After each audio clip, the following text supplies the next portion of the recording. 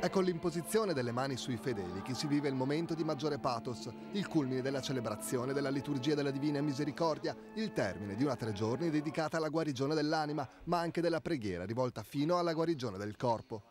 È il momento in cui il peso dei pensieri sovrasta nei fedeli ogni emozione. Il corpo che s'abbandona, sopraffatto e provato da una celebrazione che dura almeno 2 ore tra canti, invocazioni, preghiere, momenti di raccoglimento. Il ministro che celebra a briglia sciolta è Don Renato Tisot, sacerdote trentino, testimone dei messaggi della Divina Misericordia, invitato da Don Bruno a Campo San Piero per una particolare preparazione alla Quaresima.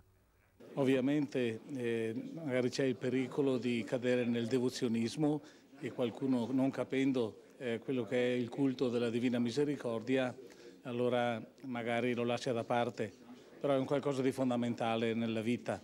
Serve come togliere il cuore e la mente dalla vita delle persone, no? Come fai a togliere la misericordia, che è l'amore superlativo di Dio? Di cos'è che abbiamo bisogno noi oggi, se non di questo? A questo culto, ai messaggi e alle profezie nate in Polonia, dalla devozione di Suor Faustina si affidano sempre più fedeli.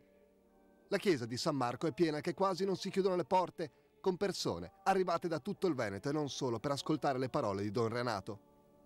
Ho avuto il permesso sempre dei miei vescovi, 4 vescovi, dice va dove ti porta il Signore, capito? Ho girato, ho fatto 5 continenti, 27 nazioni, adesso qui finisco un pochettino in questi paesi. E la china più difficile da raddrizzare qual è? La china.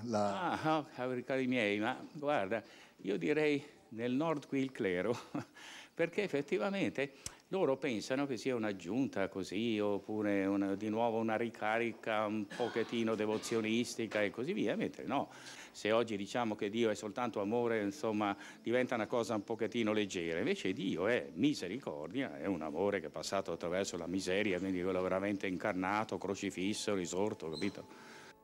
E con la consegna dell'acqua benedetta si ha così l'ultimo passaggio del rito per il fedele, chiamato ora a diventare testimone.